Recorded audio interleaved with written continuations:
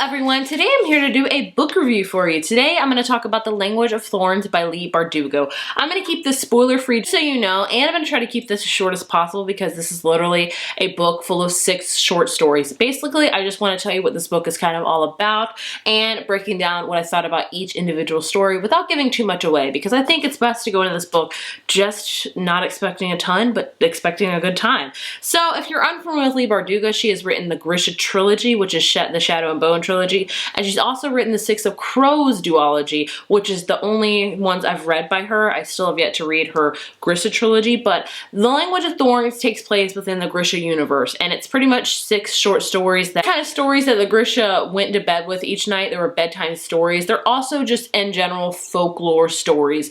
There's also a couple of reimagining of classic fairy tales in here, kind of the Grimm fairy tales. You don't have to read, at least as far as my knowledge, any of Leigh Bardugo's books to enjoy this one. If you're just looking for a fun short story collection of kind of folklore and kind of the, I wouldn't say creepy, but just very interesting, some of them kind of creepy book, I would recommend this one. And I don't think that you need to read any of the books of Leigh Bardugo's. I'm not sure. If you do know, let me know, but I don't think this gives anything away that's pertinent to any of her books in the previous packs. They're just kind of set within that world, but not really, if that makes any sense. So if you can't already tell, this book has a beautiful cover and the back, and with each individual story, there are illustrations that are beautiful. So we're going to start with the first one, and it is called Leigh and the Thornwood. So you have a illustration right here, and as each page goes, the illustration grows. If you can see, I'm not going to go each page for you, but you just get kind of a feeling of how it grows. And then when you go to the very last page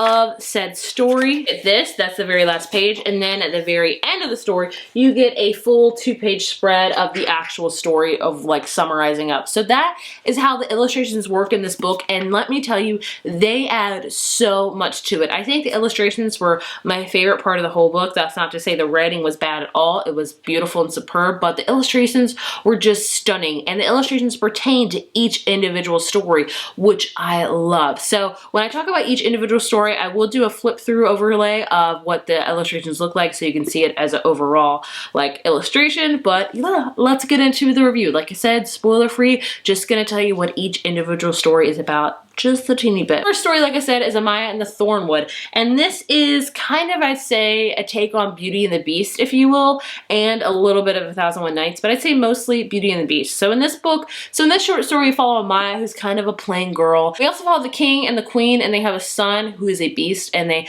pretty much lock him in this maze underneath the castle, and one day he gets out. No one really wants to talk to this beast because they're afraid they're gonna get eaten, and then enters in Amaya. And that's all I'm going to say about the story, because these stories are literally 60 pages, maybe even less, so you don't really need to know anything going into it. This individual short story, I gave it a 5 out of 5. I loved it. I found it gripping. It was very folklore-esque.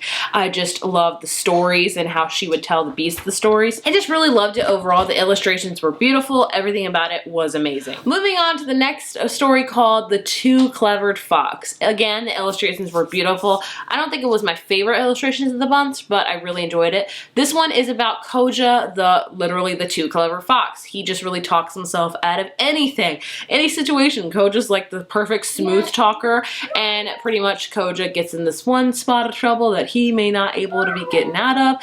It was adorable. I would give this one a 4 out of 5. It wasn't my favorite of all, but it was entertaining. This was definitely the most witty dialogue out of all the short stories in general, because Koja is just so clever and quick-witted, and he's just quintessentially, I think, the perfect fox. So if I could think of how a fox would talk, I would think it talked like Koja. It wasn't my favorite of the bunch, but I still really found it very interesting and just overall very, very witty. The story is called The Witch of Duva, which is pretty much a reimagining, a creepy one at that, of Hansel and Gretel, which is already a pretty creepy fairy tale. I feel like all fairy tales are just downright creepy in my opinion. This one I gave a full 5 out of 5 to. I loved the illustrations, mainly because they talked a lot about pastries, because I'm sure you've heard Hansel and Gretel and the cabin in the woods and cooking and baking, and that one does play into this, but it's very different also.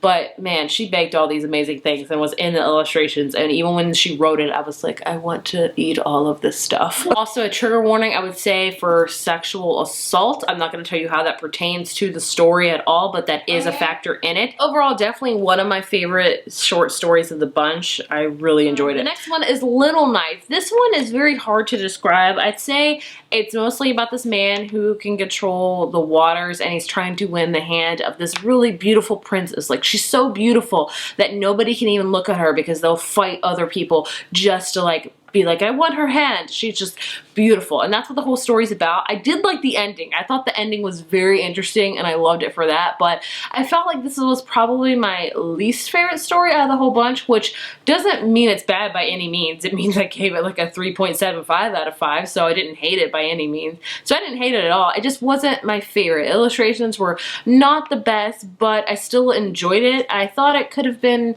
different in a way, but again, like I said, the ending really brought it up for me. Like, I love the ending. I don't want to tell you the ending because I don't want to spoil it, but I loved it. The next short story is The Soldier Prince, which is definitely a creepy version of the Nutcracker, which again is already kind of creepy. The illustrations of this one again were just stunning. I'd say this one and the very last short story are my favorite illustrations out of the whole bunch. Like, they were just beautiful. So this one is a creepy version of the Nutcracker. The ending, definitely very creepy, definitely makes you think.